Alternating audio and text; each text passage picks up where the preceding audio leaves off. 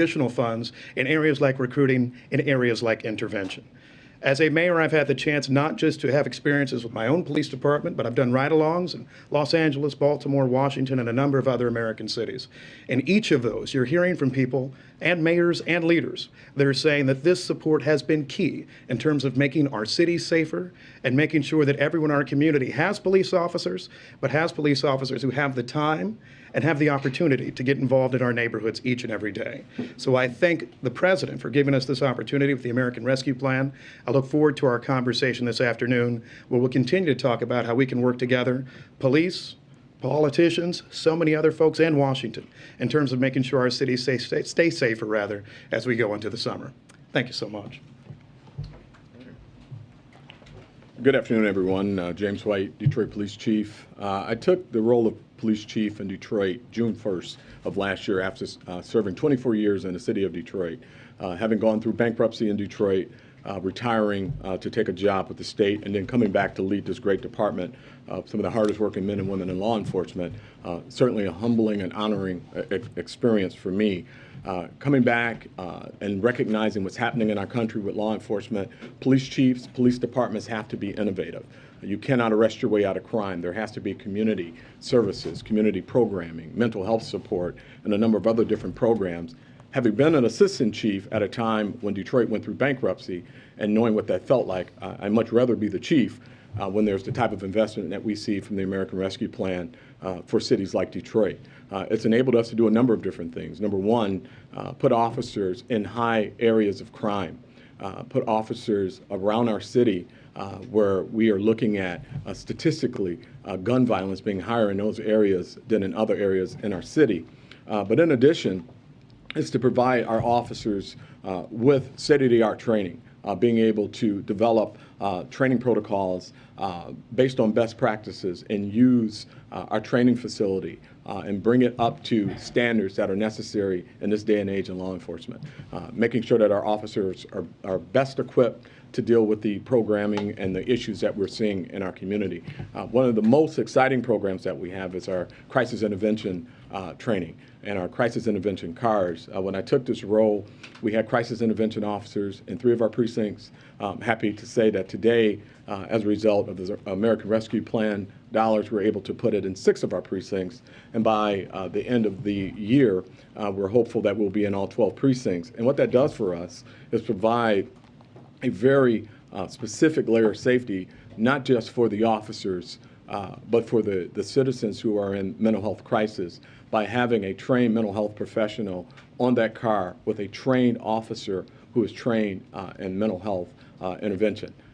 Recognizing what they're looking at, recognizing what they're dealing with when they come upon someone who is in crisis and perhaps engaging in violence or erratic behavior, having those trained officers is an incredible layer of success and layer of equipment that we just did not have prior to this. And one last thing is the training facility and the opportunity to recruit. Right now in policing, recruiting is difficult, and having a state-of-the-art training facility and recruiting opportunity has been instrumental in what we're trying to accomplish in our city.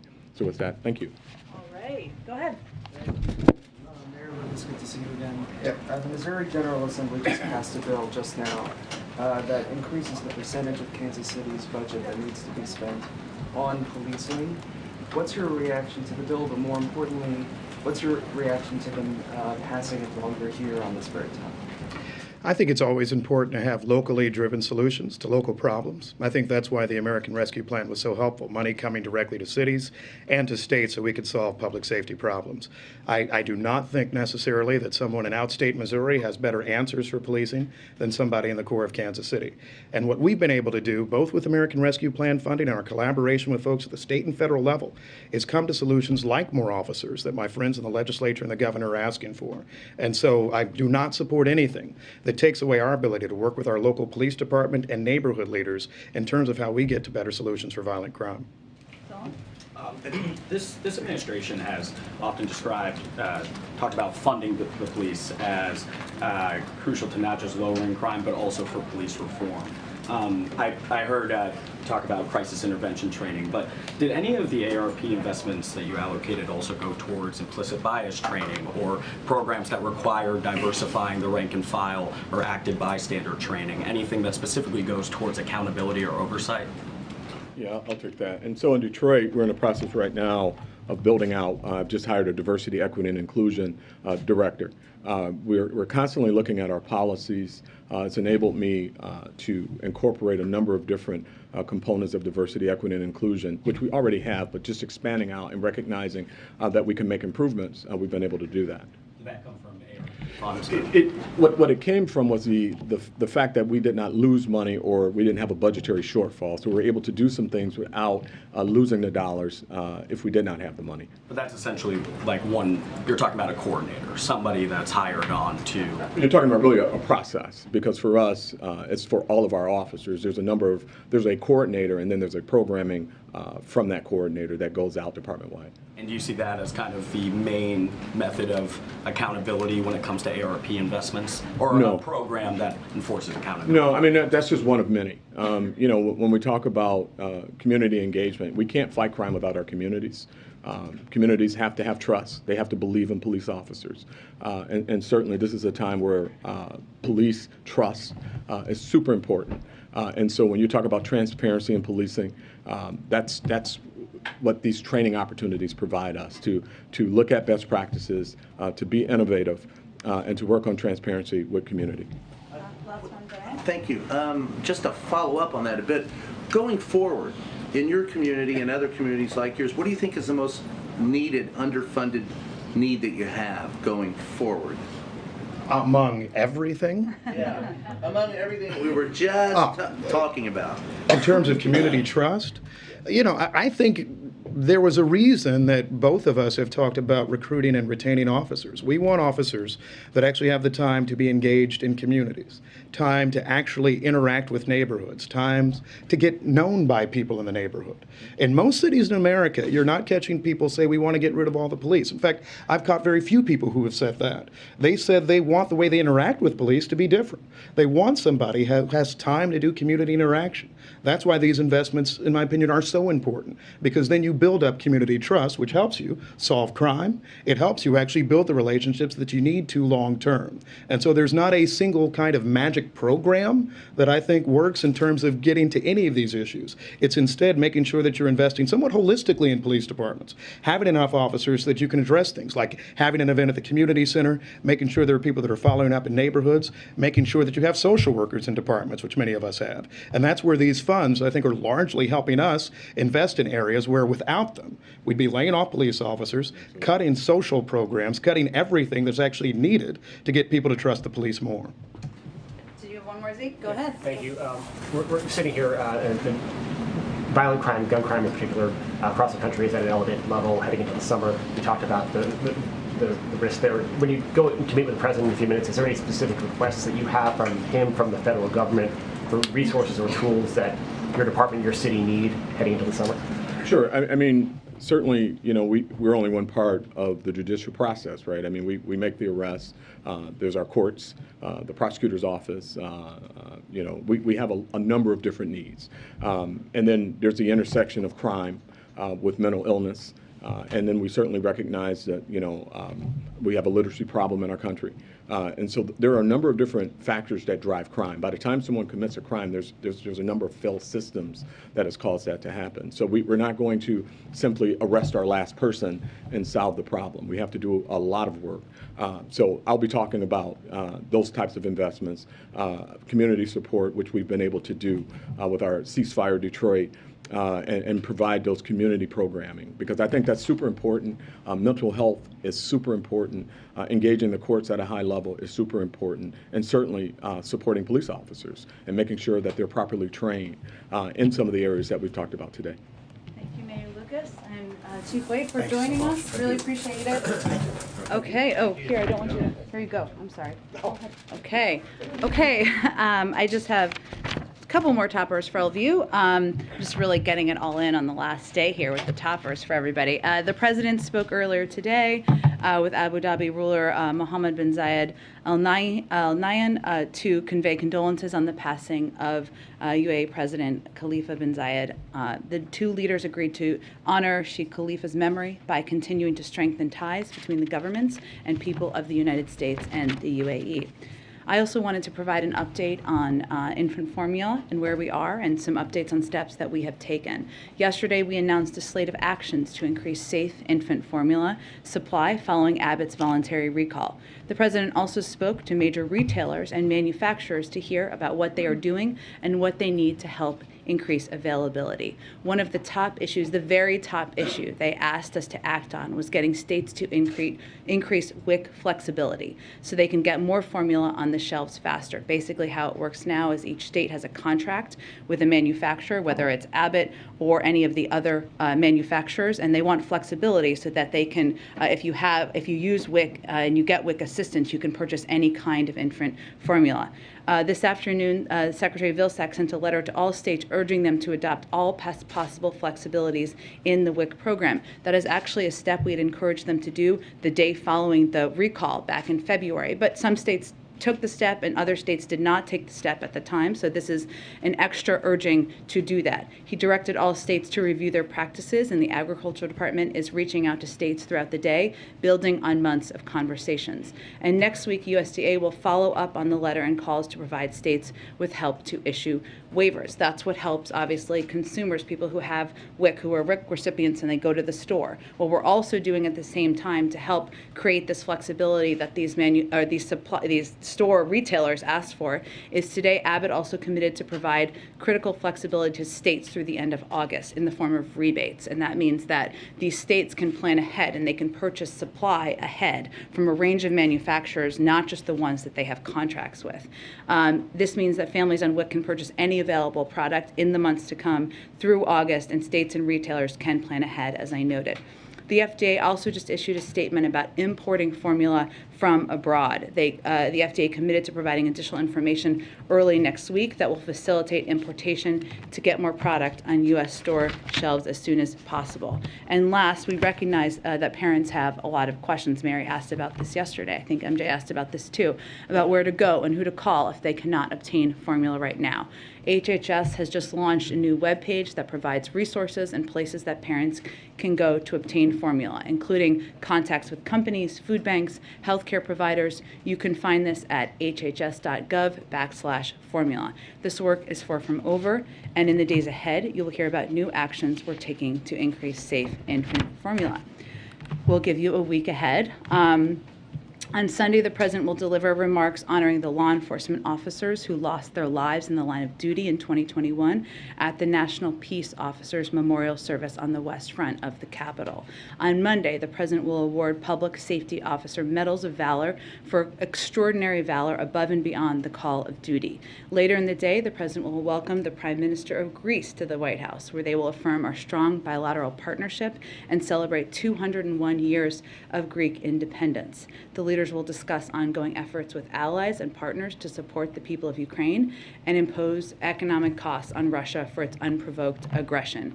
After the bilat, the President and the First Lady will host a reception in honor of the Prime Minister. On Tuesday, the President and the First Lady will host a reception in the Rose Garden to celebrate Asian American, Native Hawaiian, and Pacific Islander Heritage Month. This month, we honor our diverse Asian American, Native Hawaiian, and Pacific Islander communities. While the rich histories, cultures, and struggles of the AA and NHPI communities may be different, their futures are woven together through a shared American experience. And finally, on Thursday, the President will depart for Seoul, with many of you, South Korea, for his first trip to Asia as President. Karine and the team will have more to announce early next week, and National Security Advisor Jake Sullivan will join the briefing on Monday to preview the trip. And last thing I wanted to just say, so I have one more topper. This is my last briefing, and it is, Brian. And I wanted to start with a series of thank yous. I promised myself I wasn't going to get emotional. Whew. Okay. thank you. I want to say thank you to the President and the First Lady.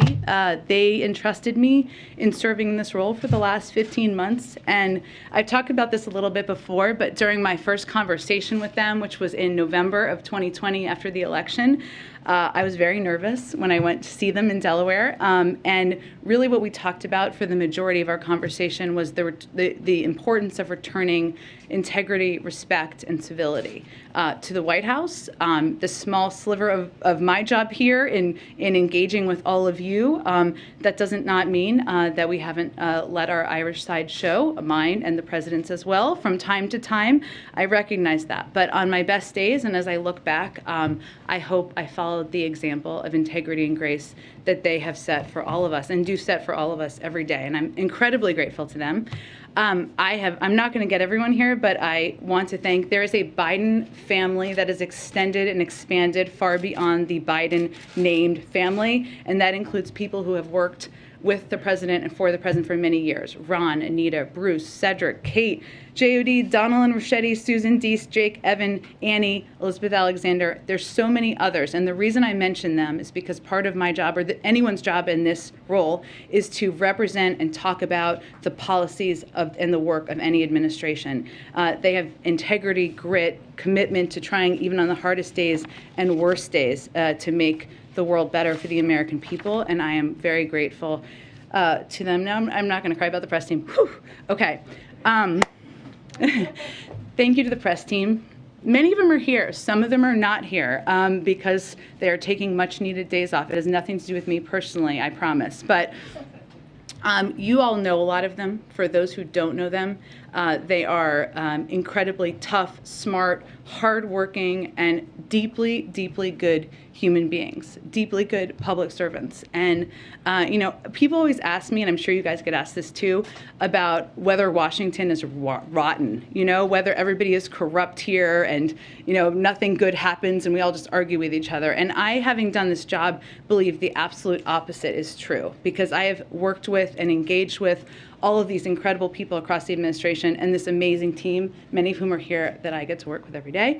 And as I said about Korean last week, these people are already the stars of the team, but they're going to be shining stars in the future, and I'll miss them a lot. Okay, whew, I promised myself I was going to keep it together. I'm not. This is the last part of this. I want to thank all of you in this room. You have challenged me, you have pushed me, you have debated me, and at times we have disagreed. That is democracy in action. That is it working. Without accountability, without debate, government is not as strong. And you all play an incredibly pivotal role. Thank you for what you do. Thank you for making me better.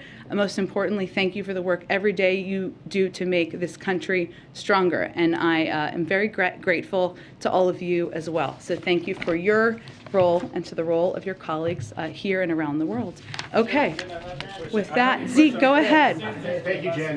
We wish you well. Hope you enjoy it. Can I do one more thank you? Because my husband is here, and I think anybody who is married with kids knows that without a remarkable spouse, you would never be able to do it. I know many of you have kids. I'm just looking at Ashley, Ed, Mary, so many, MJ, and he has not only been a supporter, an advocate of mine, but he is an incredible partner and dad, and I wouldn't be here without him. Okay, go ahead. Now let's talk about serious issues. Go ahead. I have a suggestion today. Thanks, Jen.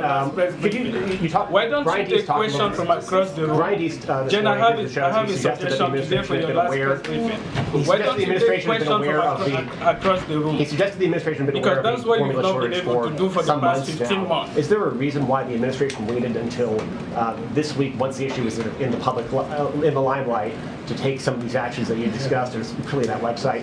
Those are resources that people might have benefited from greatly over the last several weeks and months. Well, Zeke, we have not waited to take action. So what we have done since the day after the recall was announced, we actually took steps working with these producers and working with states to ensure both, one, we were pushing states and encouraging them to expand flexibility as it relates to WIC, which is, again, the biggest ask of most people we talk to. to. And then we've been working with manufacturers.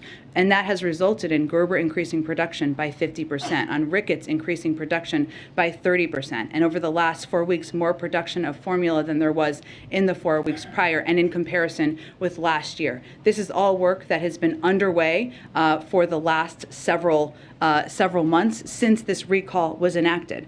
On the website, this is a website we saw the need, of course, over the last 24 hours as people had questions and they needed more information. We wanted to make it readily available and accessible to people. But prior to that period of time, we had not seen, obviously, what we've seen over the last few days. On a different topic, did the president see and the White House have any reaction to the disturbing images out of Israel this morning, where Israeli police beating mourners of Al Jazeera journalist, American citizen Shireen Abu-Akleh, including the briefly dropped casket? Does the White House have any response, and is the president taking any action in response? Well, I would say first that we have all seen those images. They're obviously deeply disturbing.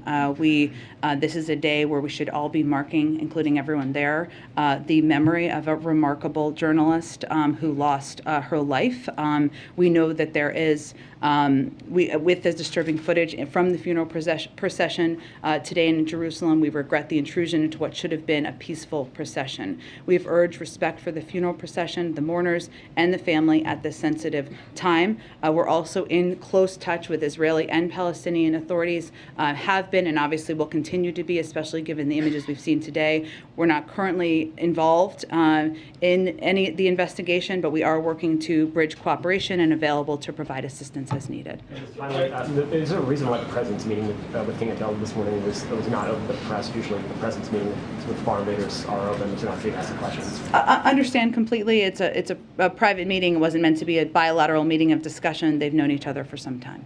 Go ahead. Can I ask Thank you you. a question from the On back? the issue of the formula Jen, shortage. can I ask you a question from the please back? stop. I understand, but Simon, you know, for 15 please show months some you have respect. been On the issue of formula. and I'm Thank saying you. that for the sake of equity, we should First of all, have thank you pressure for your across service, the and room. thank your That's what husband I'm for his saying. service as well. It On the doesn't issue make of sense to formula, preach I equity think outside, if anything, inside this the crisis briefing has room, reminded we can everyone have that this is questions. Simon, not if you could respect your colleagues and other media and reporters in here, that would be greatly appreciated. Go ahead, Mary. If anything, Sir, if you can please, spread the if anything, this has reminded, I think, the entire country and the world that this is not a luxury item, but an essential. Thank you. Not to do. Formula is not a luxury item, it is an essential. It is something that families across the country rely on. Is this such a valuable commodity that the president thinks that we need some kind of backstop, some ability to surge in the way that we do for other essential items, perhaps even some kind of stockpile? Well, I would say there have been discussion, and some members of Congress have raised questions, say, of the Defense Production Act, which that would be something which is on the table. We've not made a decision about, but would help address issues over the long term. What we are doing here is we're trying to ensure that states and others can plan over the long term, as in the coming months. But it is certainly a reminder that not only do we need to continue to work closely with manufacturers, continue to work closely with retailers and providers, but ensure that everybody knows what they can do to get access over the longer term. There's not a discussion of a stockpile. What we need to do is ensure we are addressing any issues in the supply chain and addressing any issues with speeding up manufacturing. You mentioned the Defense Production Act, and forgive me if I'm not understanding how this works, Sure. but how would that actually work? Because you say you're exploring it, but it seems that the issue here is really not having enough manufacturing capacity. So is it really a matter of just looking for other sites that can produce this? Well, that's exactly right, Mary. And so the reason why it would have a longer term impact is because the production of baby formula is so specialized and so specific that you can't just use the Defense Production Act to say to a company that produces something else, produce baby formula. It just doesn't work that way exactly. That is something that could be a consideration over the longer term. And certainly there are ways that the Defense Production Act has been used in other industries, right, as it relates to a chemical that is needed or a specific tool or part that is needed. So right now, of course, we're keeping that option under consideration, but our focus primarily is on twofold. One is increasing supply, and the other is making it readily available. And obviously production is working with these manufacturers, and also imports, making sure we're making more baby formula available through imports, and then making it readily available. The biggest step we can take is this WIC flexibility component, which obviously we took 2 steps, not just pushing states, but also working with Abbott to ensure they're providing a rebate for longer term planning. And just lastly, you said that the FDA is going to have more on easing imports and some of those steps next week, but does the president believe that parents should be allowed to buy formula directly from abroad? Well, there have been limitations on this because, of course, we have a very high level of, FDA approval processes to ensure that we have the best formula that is safe for babies. And of course, whatever formula would be imported would meet those standards. But we think the best steps we can take is to work with Abbott, and Abbott has a responsibility here too, to work closely with the FDA and doing the steps that are necessary to get back and operational online. We have a great deal of manufacturing capacity here in the United States. That's less the issue. The issue is obviously this was a recall in February that, as a reminder, was done because there was a factory in Michigan that had tainted formula that killed 2 babies. But we have a range of manufacturing capacity here. So this import step would be not forever or necessarily even long term. It's just to address the current need. Go ahead. Thank you, Jen, and thank you for your work here the last 16 months. You said yesterday that the United States would support Sweden and Finland's application to NATO. Turkey is a current NATO member, and the president of Turkey is saying that his country would not vote positively on that. What is the U.S. reaction to that, and will the U.S. intervene on the Nordic countries' behalf? Yeah. So we are working to clarify Turkey's position. We would refer you to the Turkish government for more information on their views. I think there's no question, and you've seen this from the public statements of a number of NATO leaders, that there is broad support from NATO member countries in Finland and Sweden's desire or interest, stated interest in applying to join NATO, but we are continuing to work with Turkey, and I would point you to their representatives. Also, any White House reaction to Elon Musk saying today that his deal to buy Twitter is on hold while getting information on fake bot accounts? Yes. I would say this is a transaction, a potential transaction, I guess we can call it at this point, from a private investor, and we don't have any comment on private transactions. Our views, broadly speaking, on the role of social media platforms and the need for reforms certainly still stands, but right now it's a reported view of a transaction of a private investor. Go ahead, Ed. Thank you, Jen. For what I'm told is episode 224. Of yes, that is true. Thank you for doing this as you've done. Has time gone as quickly for you? I haven't been here for all the episodes. That's true. You've been here for a lot of them. A few things. Back to the murder of Shireen Abu Akleh. Curious, does the president himself plan to speak with her family, given especially in part that she is an American citizen? We have obviously reached out and engaged through national security officials with her family. I don't have any calls to predict or preview at this point in time, but if that does happen, we of course make that information available to all of you. And does the president have any plans to speak with the Israeli government directly about the death of the ongoing investigation? Well, certainly we have been engaged with them and have offered support, and if they need specific support from us, we will provide that, but I don't have any calls to predict at this point in time. Two quick ones on immigration. There could be a ruling today in federal court on the future of Title 42 and whether or not it gets delayed beyond the May 23rd deadline. Can you give us a status report on ongoing preparations for the end of it, should that deadline hold, and how they might change if they get delayed by a court? Well, the preparations have been ongoing, led by the Department of Homeland Security and Secretary Mayorkas. As we've talked about in the past, he has outlined a plan that he's been preparing since last fall to ensure we're increasing capacity at the border, that we are taking steps to ensure that we are prepared for the lifting of Title 42. Those are proceeding. Obviously, I'm not going to prejudge a court ruling that hasn't quite happened yet and what it will mean, or prejudge what the Department of Justice may do in response. I'm sure there'll be more discussion about that if and when they rule today. And one other, you may remember last fall, there were questions about court cases brought by families that were separated at the border. Yeah. And at the time, the White House said, if it saves taxpayer dollars and puts the disastrous history of the previous administration's use of zero tolerance and family separation behind us, the President is perfectly comfortable with the Department of Justice settling with the individuals and families who are currently in litigation. CBS News review of court records published this week, however, finds that the Justice Department is actually seeking to dismiss all lawsuits filed by migrant families requesting compensation over the separations during the Trump years. Just curious, how do the Justice Department's moves to dismiss those cases line up with what was said here last fall and the overall commitment to bringing justice to these people? And is the administration willing to return to the negotiating table to try to forge some kind of a settlement with them, since the President, among others, has called that policy criminal? It was, and the President believes it was horrific and inhumane. And our statement made last fall stands. Now, these are negotiations and discussions being led by the Department of Justice. I don't have any confirmation of that report. I'd certainly point you to them for the status of any discussions with the families. Go ahead. Thanks, Jen, and thank you for always taking my questions. Happy to catch your last briefing. Thank you from all of us. So you must have some information on baby formula from these manufacturers, from the discussions that the President's been having. The administration's been saying that more formula has been produced in the last 4 weeks than the 4 weeks preceding the recall and the shutdown. So what is the best sense of a timeline for parents on how long this is going to be an issue and when in-stock rates are going to get better? Well, there's a couple of issues at play here, Jackie, and this is a really important question, but it's hard for us to make an assessment from here. What we're seeing is that the supply shortages can be regional, and sometimes they can rotate.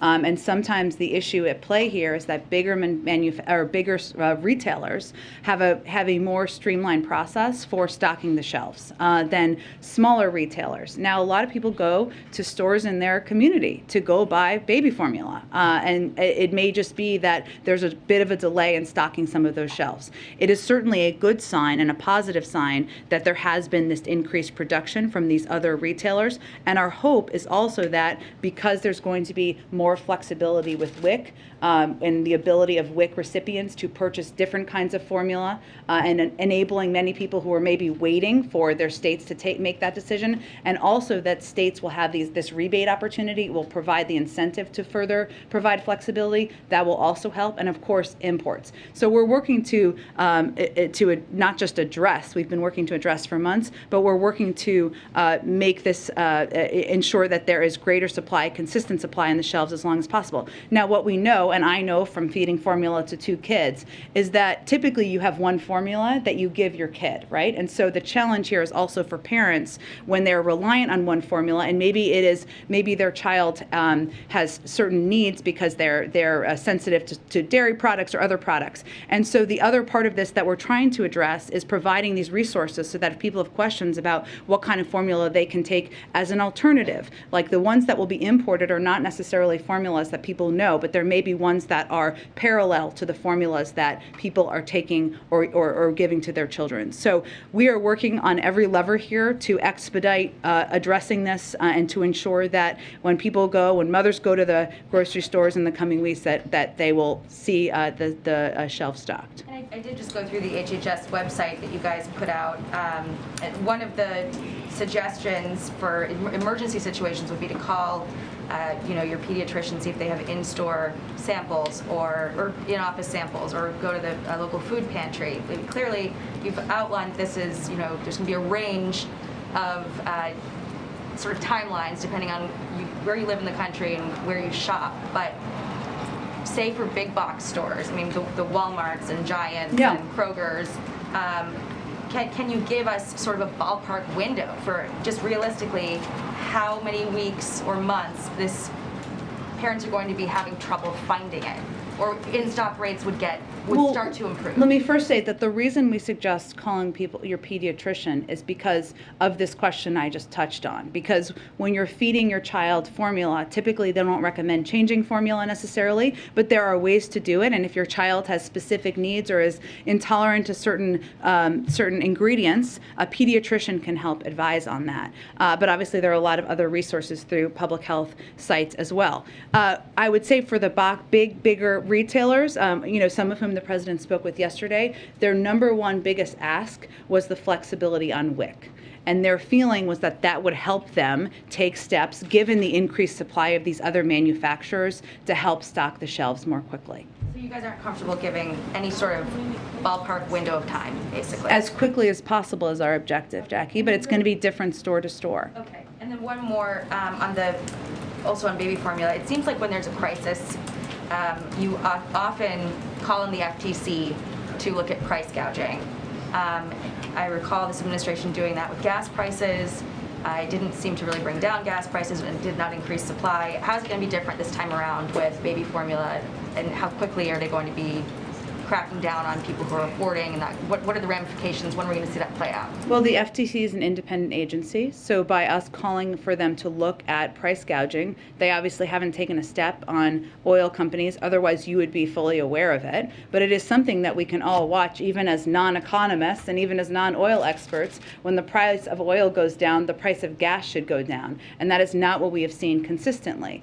I would say, as it relates to baby formula, what we know is that we are certainly seeing, and we have seen hoarding happen, and so we are looking for that to be looked into, and we think that's an issue where if there's caps, and this is something we have been working to institute on the number of containers that can be purchased, that will help. But also we are taking every step we can to ensure that that is tracked and that can be addressed if needed, in the pool of doing everything we can to address this. Go ahead. And thanks for your service, and thanks for delivering on your commitment to return the daily briefing. All of us in this room are grateful for that. I want to ask you, if I can, about crime that the president's going to be addressing a little bit later. We had one of the mayors and one of the police chiefs here a short time ago. Beyond directing dollars, can you sort of detail the level of concern with this administration about bail reform right now and about some district attorneys being too lenient in their prosecution of criminals? And I guess beyond that, what other points of leverage do you have to encourage stronger prosecution efforts or any efforts to change that? Well, I would say first on bail reform, on the campaign trail, the president said that cash bail has become the modern day debtor's prison. No one should be held just because they are poor, and a person who is dangerous but has the money to pay bail shouldn't have a get out of jail card. That continues to be his view. What we see is there are a couple of big issues as it relates to crime. We've inherited from the previous administration the largest year-over-year jump in murders in record history in 2020. Our focus from here has been putting more cops on the beat. You heard the police chief talk about that through the American Rescue Plan, backed up by more federal agents to take violent crime off the streets, cracking down on firearm traffickers. 77% of violent crime in the last assessment of data we have is with guns, to get illegal guns off of our streets and stemming the flow of ghost guns, something the president has taken a number of actions on, and investing through the ARP and community programs to prevent crime by interrupting disputes before they spill into violence. I will note, and you heard the police chief just talk about this, but in cities like Detroit and Houston, who have both used rescue plan funds to invest in fighting crime, we've seen declines in certain categories, because our view and the president's view is if you fund and have more cops on the beat working with communities, that is going to help address this issue. I'd also note that as it relates to guns, which is a huge concern of ours, since last summer we obviously initiated these and announced these DOJ-led strike forces. They're an integral part of the president's plan to keep our communities safe. And as I noted, 77% of homicides committed in 2020, the last year we have data, were done with a firearm. Since the launch last summer, the DOJ strike force has already seized 5,100.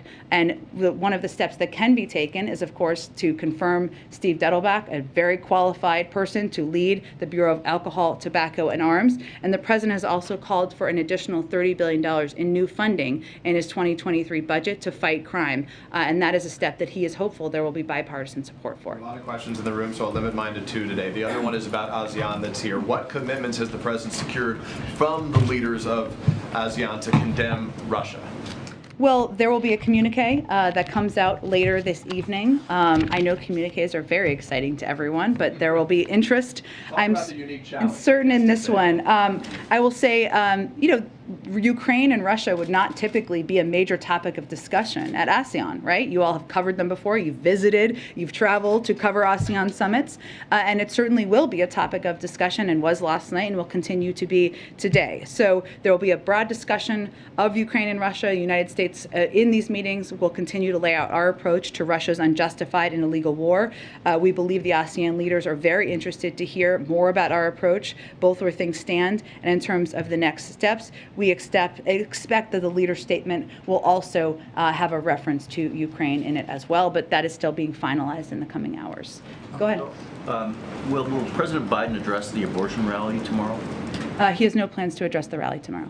And separately, does he have any plans to meet with abortion advocates or rights advocates at the White House here? We are very engaged with women's rights advocates, abortion advocates, and other advocates, as well as members of the Senate and members of Congress. I would note that this is an issue that is much broader than abortion advocates. They are of course, marching in the streets and having their voices heard and peacefully protesting, and we respect the right to peacefully protest, but 2/3 of the country does not want Roe to be overturned. So this is an issue that we are engaged very broadly with across the spectrum about what steps we are considering, what steps we have the capacity to do, and what we would do if the final opinion looks like the draft that was leaked last week. The families of Americans detained in Iran have appealed directly to the president for help in getting them out. They don't seem to have much faith or hope that the nuclear negotiations are going along fast. So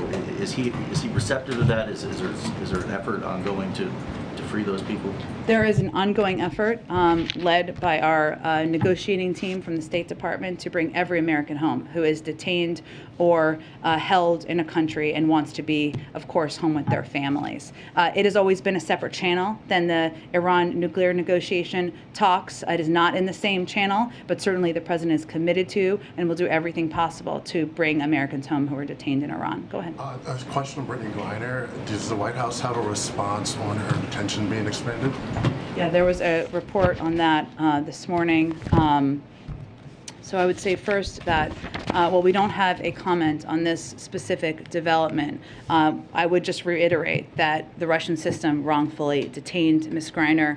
We take our responsibility to assist U.S. citizens seriously, and we will continue to press for fair and transparent treatment for all U.S. citizens when they are subject to legal processes overseas. Now, because the State Department recategorized her as wrongfully detained, it means that our special presidential envoy for hostage affairs, it's quite a title, but a well-deserved one, is going to be overseeing this case and leading the effort because it's a deliberative process, and we know from experience of bringing other Americans home, we're just not going to detail what those efforts look like at this point in time. Last question, you said that the president won't participate in any of the activities tomorrow. Will anyone from the administration take part in any of the protests tomorrow here in As an DC? official representative from the government, I will let you know if there's someone that we have officially representing. I'm certain that people in their private time will participate and attend. Go ahead.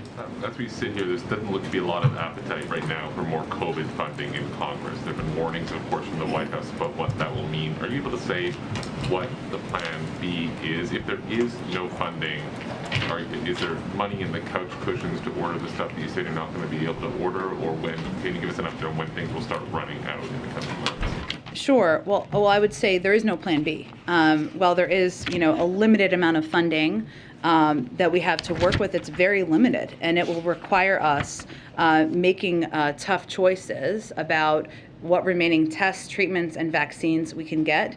We are continuing to work the phones, hold briefings, make our case publicly, of course, as you noted, and we are having bipartisan, bicameral discussions about why we need this funding, what the consequences will be if we do not have it, and those are significant. I mean, obviously, more Americans will die needlessly, which is the biggest heartbreaking issue. We're going to exhaust our treatment supply. We'll lose out to other countries on promising new treatments. This is one of the biggest components that is of concern to the president and all of us, because as you know, how we've approached this to date is we have ordered ahead so that we are first in line, and we have the supply needed when there is a better booster or when there's a better vaccine or a vaccine vaccine that will treat specific variants, and we are putting ourselves essentially at the back of the line without this funding. Yesterday, there was we hosted a global summit. We requested $5 billion for funding to help continue to be the arsenal of vaccines in the world. We will no longer be able to provide that funding. We also will be unable to maintain our supply of COVID tests, and we will be unable to ensure that there will be an ongoing supply of free treatments for families across the country. Possible you will cut short previous orders to either because you can't pay for them or because you want to reallocate the money. We will have to end programs, and some of that will feel abrupt. Can I pivot and ask a little bit about, as you know, we've got the baby formula challenge right now. Everyone's 401ks are not looking hot at the moment. Maybe I'm speaking for myself.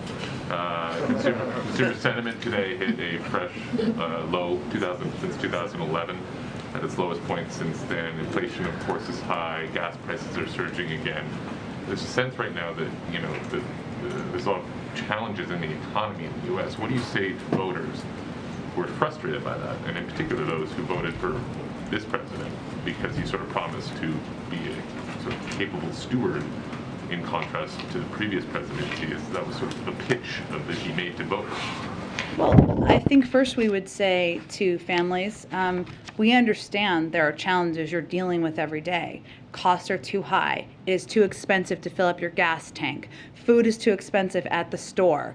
And our focus right now is on taking every step possible to address those issues. We know that the president, that the big driver of this was the pandemic and the impact on supply chains, and then the uptick in the pandemic with Delta last summer. Then we had an additional challenge, as you've noted some of these, but with the invasion of Ukraine by Russia, which drove up energy prices, and that is the biggest driver of inflationary costs at this point in time. Now, we saw a downtick a bit earlier this week, but what we would also say to families is, one, we are at record economic growth. The unemployment rate is 3.6%. We're seeing encouraging business investment. Those are all good signs. What our focus is on is doing everything we can to lower costs, and that includes a range of steps the president has taken just over the last couple of weeks, making sure we're lowering the price of high-speed internet, giving farmers the tools and resources they need to boost production.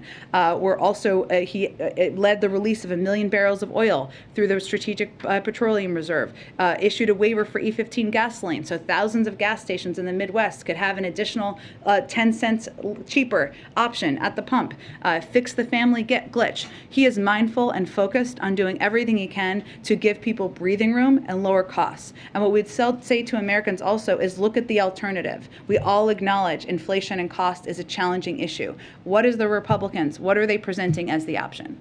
Is he frustrated by this? I mean, he likes to say the buck stops with him.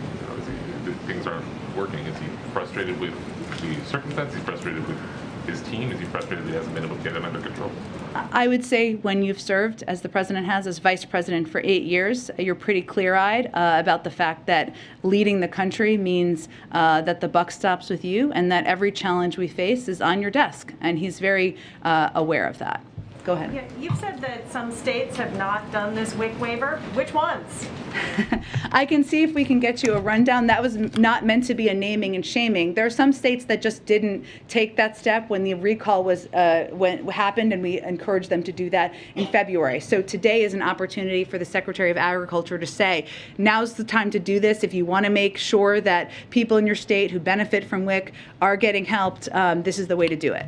Okay, Congresswoman Elise Stefanik, and she tweeted something I will read to you, but several other Republican politicians have also gone along this line. She says, Joe Biden continues to put America last by shipping pallets of baby formula to the southern border as American families face empty shelves. She says this is unacceptable. Do you have a response to that? Well, we do like facts here, so let me just give you a little sense of the facts on this one. There's something called the Flores settlement, which she may or may not be aware of, that's been in place since 1997. It requires adequate food and elsewhere specifies age appropriateness, hence formula for kids under the age of 1. CBP is following the law. that law that has been in place and been followed, by the way, by the past every administration since 1997. So this has been a law in the United States for a quarter century. It's been followed by every administration. But I would also note that we also think it's morally the right thing to do. This is a difference from the last administration. It is the law, but we believe that when children and babies, or babies I should say, are crossing the border with a family member, that providing them formula is morally right. And so we certainly support the implementation of it. Just one last question. The governors of Colorado and Massachusetts have sent a letter to the president urging him to urge the FDA to hurry up and consider Moderna's application for a vaccine for children under the age of 5. Would the president do such a thing? Does the administration have any view on the apparent delay in consideration of that vaccine? I would say the parents in here have a view, and we all are very eager to bring our children and get them vaccinated who are under the age of 5. But science, this is the president's view, most importantly, moves at the pace of science. The FDA is the gold standard for a reason, and we want to ensure that when those vaccines are available, when we are taking our kids, bribing them if needed, to get their shots, that it is safe and we know it's safe. Go ahead. Jen. I'll come back. I'm sorry about that. I'll come back to you. Go ahead. Go ahead. As you know, the anniversary of George Floyd's killing is a little over a week away. As a candidate, President Biden embraced some of the messages about police reform, and later he even promised George Floyd's family that he would get something done on the issue. But now police reform has failed in Congress. There's no executive order, and today he's basically asking cities to pump money into police departments. What is the administration's message for people who had hoped the Biden administration would actually significantly reform policing? Well, first I would say he's actively considering a police reform executive order and has every intention of doing that. It just takes some time. I understand that since it was a version of it came out into the public, which happens back in January, it feels like a long time, but these take a long time. There's a legal review, a policy review, and he has every intention of doing that. We actually paused because there was bipartisan negotiations happening, and obviously that was always the preference because that would make it more permanent. I would say that it's not just about pumping funding into police departments. It's about ensuring that there are enough cops on the beat to crack down on violent crime, to crack down on illegal guns that are the cause of 77% of crimes across the country. And what he's also done, and the Department of Justice has also done, is implemented federal steps like bans on chokeholds and other steps that the president would certainly like to see implemented across the country and a part of federal law. So he is going to continue to support the funding of police. He hopes Republicans will join him in supporting his budget. Now, they did not support the $10 billion he announced today because they voted against the American Rescue Plan. And he is, but he is also supports accountability, and a police reform executive order will be a part of that. And pivoting briefly, what advice do you have for Corinne as she prepares to step into your role? That you can say in public. I can say we're very transparent here, Brian. I would say that some of the lessons I've learned that I would tell anyone, including Corinne, obviously we've had many discussions about this, would be one, the most important job that you have in this role, I think, tied with another one, but I'll get to the point, is to project, convey the positions, the policies, the views of the President of the United States. And every opportunity you have to speak with him, to engage with him, to ask him questions. So oftentimes, I will tell you, they are questions that you will have asked me in the briefing room or otherwise. It will make you better equipped and even more effective because our job is to speak on his behalf.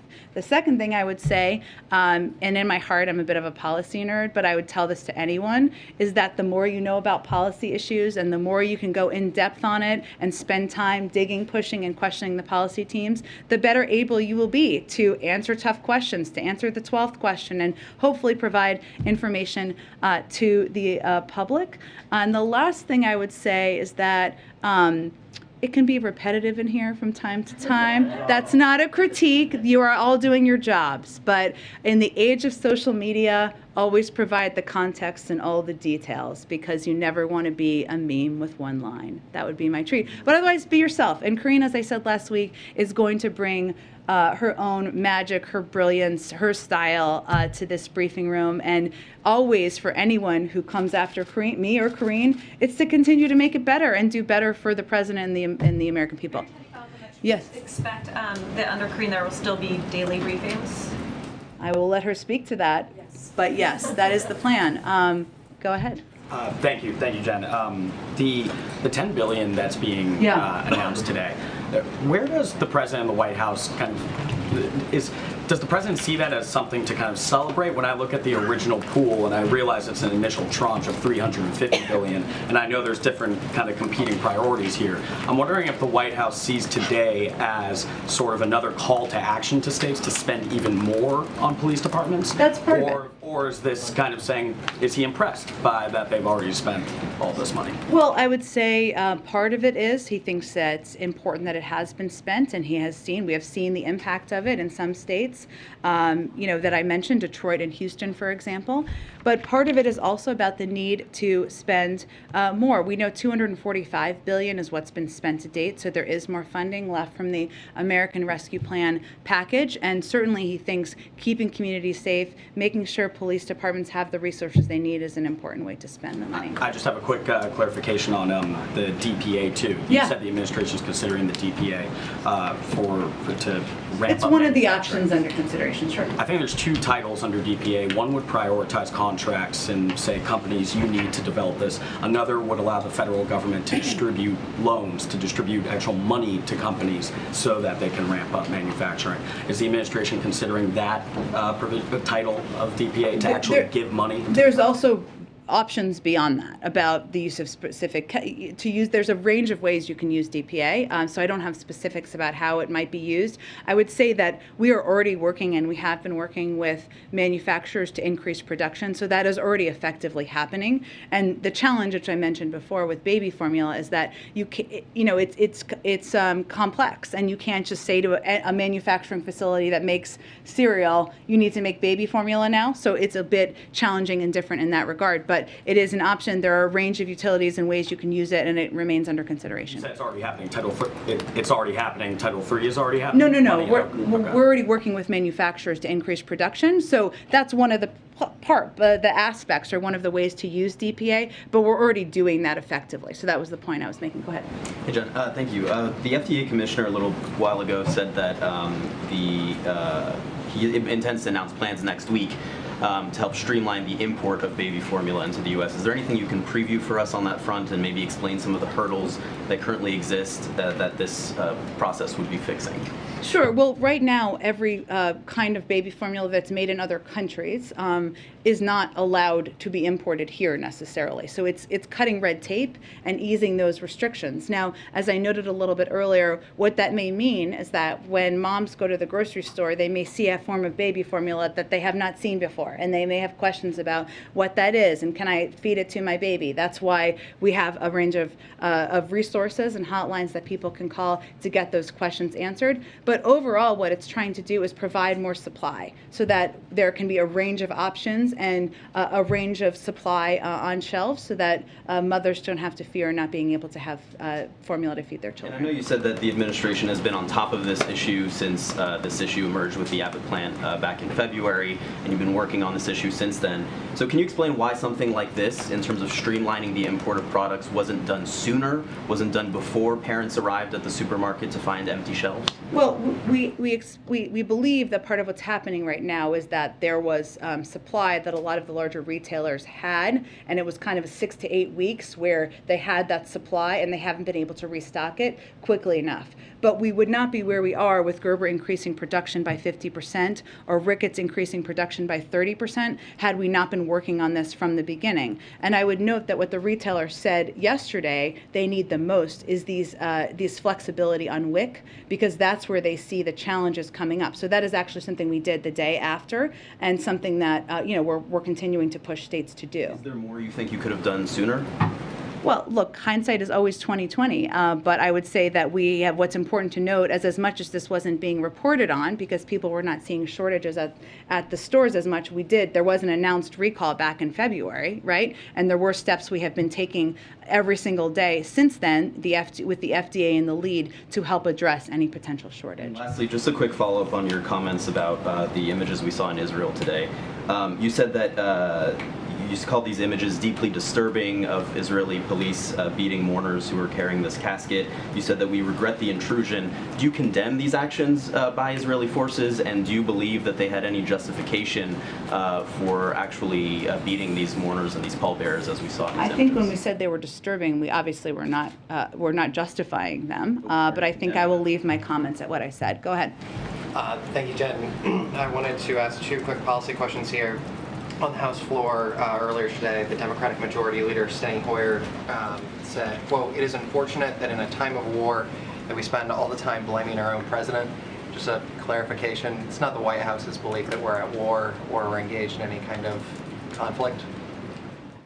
I think I did not see the full context of his comments. What I'm betting he was referring to was the war happening in Ukraine with Russia that obviously the U.S. has a stake in, given the amount of military, humanitarian, economic assistance we've provided. And as I've said before, of course, the Ukrainians deserve the greatest accolades for their bravery and their courage, but the American people also deserve a lot of gratitude for their sacrifices and their support of this war. And then one more. The president supports the Women's Health Protection Act, which did not pass in the Senate, and of course that would codify Roe, but it would also go beyond that. Some opponents, like Senator Susan Collins, have pointed out that by codifying a federal right to abortion, the bill would necessarily strike down some state laws restricting certain procedures, for instance, banning sex-selective abortions and laws that require parental notifications for minors seeking an abortion. So should we read into the president's support of that legislation that he also supports overturning state laws that would ban sex-selective abortions or require parental notifications? The president believes in codifying Roe, and there are a range of ways to do that through Congress. That's not an answer to the specific policy question. Where is the president on these specific restrictions? No one here doubts the president supports Roe v. Wade and codifying it.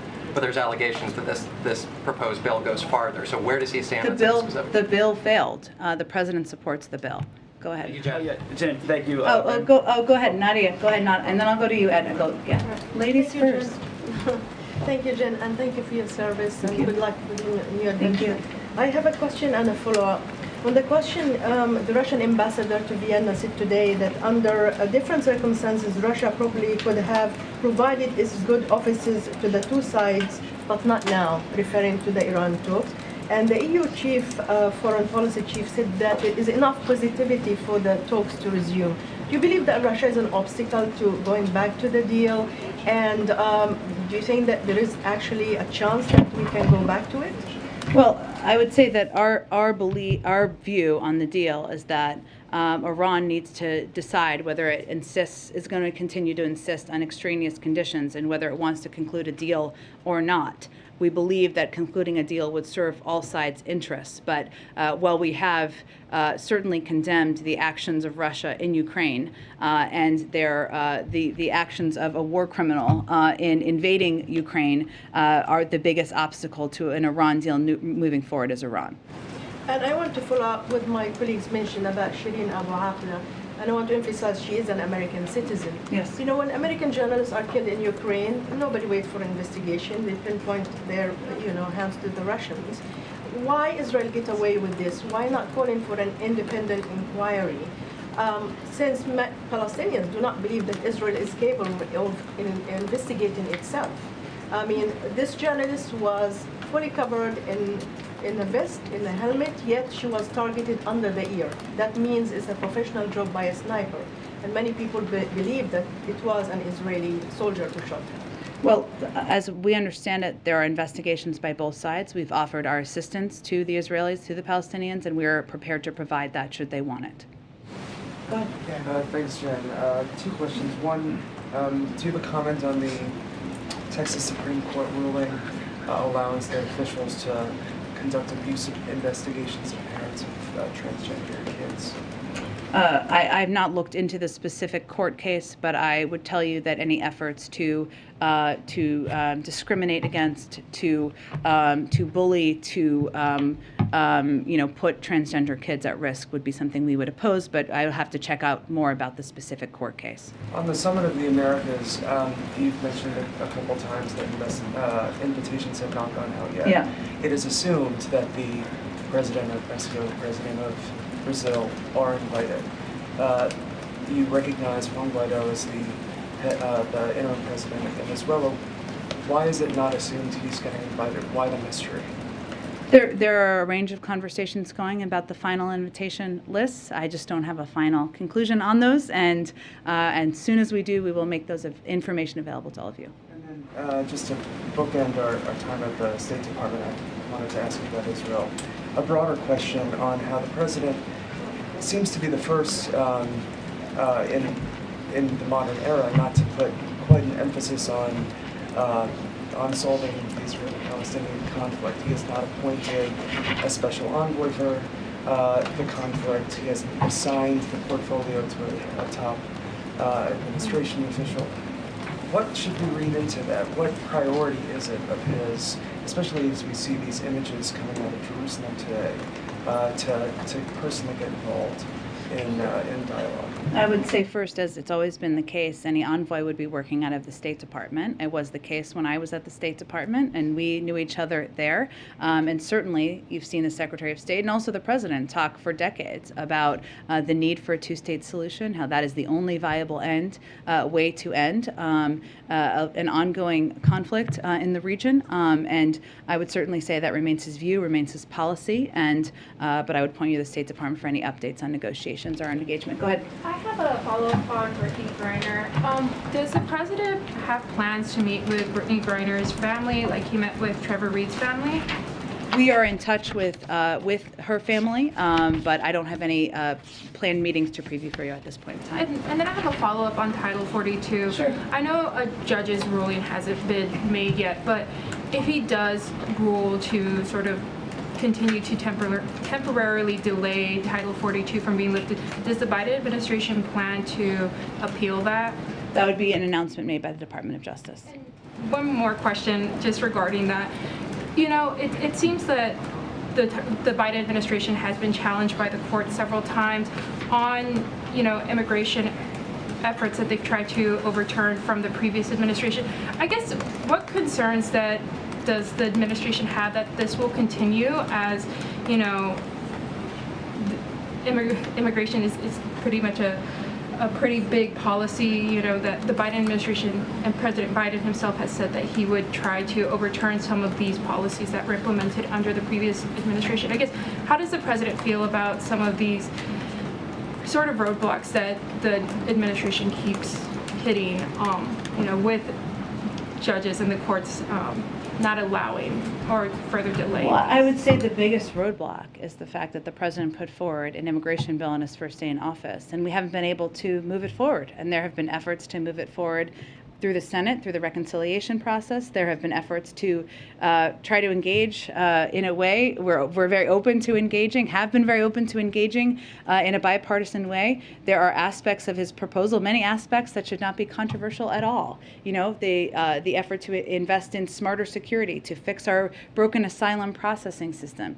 Those are our biggest obstacles. And what is deeply unfortunate is that the need to implement immigration reform to fix a very broken and outdated system has become so political that there's an unwillingness to engage from the other side on what solutions should be, you know, we can work together on. It wasn't that long ago when there were bipartisan bills that were being discussed and even almost passing. Go ahead, Ed. Yeah, so I want to build on Josh's question here. You know, CPI inflation is 8.3%. We know it's hard to get baby formula. Gas and diesel fuel is now record prices again today. House staffers are getting free Peloton memberships. A Monmouth poll says... Well, there's a lot packed into that list there you have. I don't know how it's related. It's a potpourri. Yeah, it is a potpourri. It's a wider view. A Monmouth poll shows that 79% of Americans believe the country is going in the wrong direction. So my question is the president, as the head of the country, as the head of the Democratic Party, out of touch economically with Americans? Well, there was a lot packed in there, and I'm not entirely sure the root of your question, but I will do my best. I would say first, the president's top priority, and you heard him say this the other day, is addressing costs and addressing inflation for the American people. And he laid out a specific plan to do exactly that.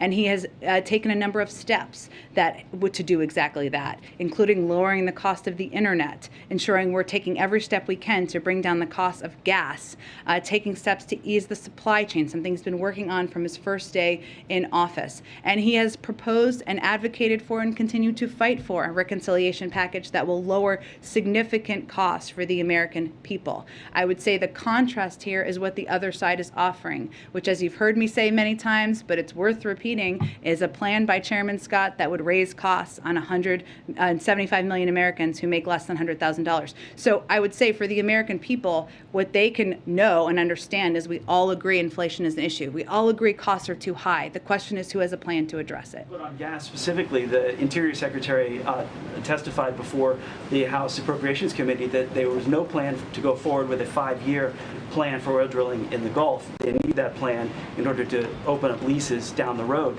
for that. We saw the Department of Interior cancel a lease sale. So are there signals, to bring down gas prices? Well, we know the Department of Interior made quite clear that they canceled the Cook Inlet project because there was a lack of industry interest. That's not actually the issue. The issue, if we take a step back, is that leasing and production offshore is a lengthier process, taking up to 10 years. Of the more than 10.9 million offshore acres currently under lease, industry is not producing on 8.26 million acres. That's 75% that is non-producing. Of the 24.9 million onshore acres under lease, industry is not producing on 12.3 million. That's almost 50%. And there are almost 9,000 onshore permits. The issue is not permits. There are plenty of places for oil companies to drill on. They're not. That is the issue. Go ahead. Thank you, Jen. Okay, go ahead, Patsy. Thank you, Jen. Thank you for your service and good luck for your next Thank you. endeavor. I have 2 questions on the U.S.-ASEAN summit. As I understand, there are no bilaterals scheduled with the president, but he did have quick private time, as we were told, with each of the leaders. I have 2 questions on that. Did the president use the opportunity for his private time to press Indonesian President Joko Widodo to disinvite President Putin from the G20 summit? That's number 1. And number 2, which leader did he specifically press on human rights, if any? The president never holds back in raising human rights issues. I don't know how long these brief pull-asides were, so I don't know the range of topics that were discussed. And certainly his publicly stated position is that it should not be business as usual at the G20, which is 6 months away, and that he does not, and he believes that President Putin should not be a part of that. Okay. On the human rights, though, Jen, there's a lot of criticism coming out from human rights activists that the White House hasn't been strong enough in terms of condemning some of the human rights concerns in the Southeast Asian countries. And you've given out statements on the initiatives, you've given out statements on maritime security, in terms of regional security, maritime cooperation, but nothing so far on human rights. So how does the administration... I stated very clearly the other day on Cambodia that we had past concerns about human rights. We have made those clear, and we never hesitate to raise concerns about human rights when warranted. Thank you, Jen. Thank you, everyone. Thank you, everyone.